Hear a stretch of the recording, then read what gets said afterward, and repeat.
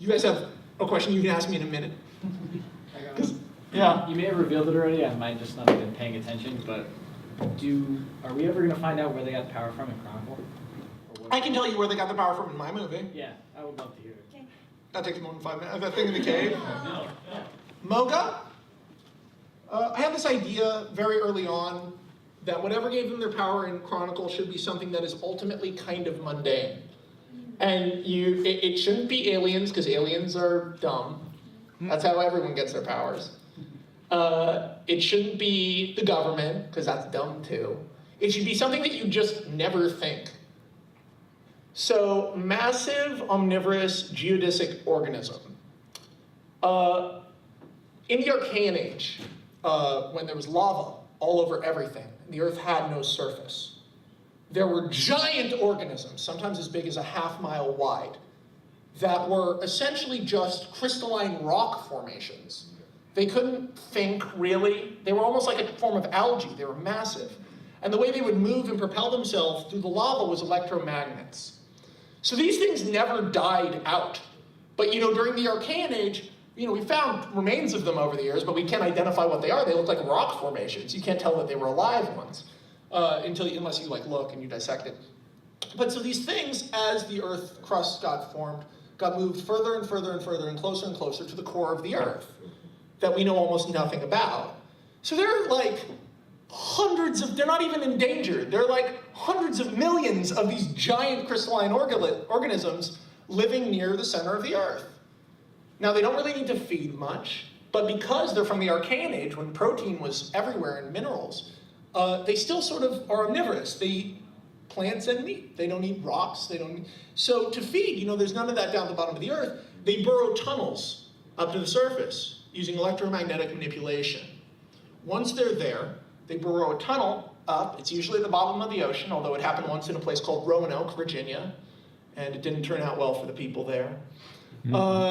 And it's happened a couple of times. It happened, one of them broke Earth at a place called Roswell, New Mexico, before dying of old age and crashing to the ground.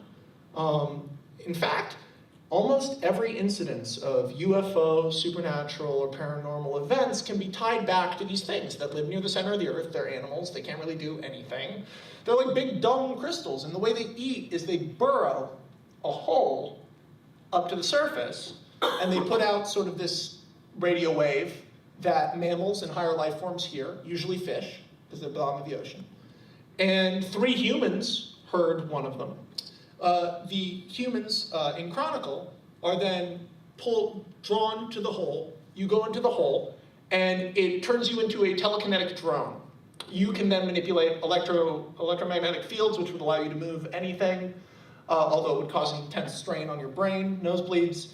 But you're essentially a drone, and your job is to go and collect food, and you're connected to the other drones, except for the one in Chronicle was very, very old and very, very sick, and it died during the drone-making process. And 3 kids ended up with telekinesis, who should have just been absorbed by this thing at the end of its feeding period. And they ended up with telekinesis, and things went pretty shitty for them. And we never find this out we don't find it out in Chronicle 2, although we see it all dug up. But in my fan fiction for my own thing, in Chronicle 3, another one of them shows up and gets an entire town of people. Except for, if an entire town of people were drones, it's now World War Z is out, so it's not as cool. But can you imagine a swarm of flying humans? Flying zombies? And so it was sort of the idea that Matt in the 3rd movie would have to contend with another one of these things having come up. It's the one that killed the one in the 1st movie. We do the Star Wars thing, where in the 1st sequel, you deal with all these other problems, and then in the 3rd movie, you deal with the Death Star again. I wanted to do that again. And Spider-Man sort of did that too, but they couldn't decide if they wanted to do Green Goblin or Venom. But I thought it was a really cool idea. It led to a lot of very cool concept art, but who knows what Chronicle 2 and 3 are now, so I couldn't tell you. But that's what I made up for the thing. And I made it up because no one would ever fucking guess that. And by the way, everything I just said is a lie. These creatures never existed. Nothing like this has ever existed on planet Earth. But I thought, wouldn't it be really funny if, during a Chronicle, we were like getting hustled through a hallway by a government guy, and someone was like, "What's the thing in the cave?" And he goes, "Okay, during the Arcane Age," and he's like trying to tell you this really quickly as other shit is happening, and you realize, oh, what was in the hole doesn't fucking matter. All that matters is what happened to Andrew, what happened to Steve, and what happened to Matt, and all of that sucked. That's what was in the hole in Chronicle. According to me, although now I'm just a fan of Chronicle, so who knows.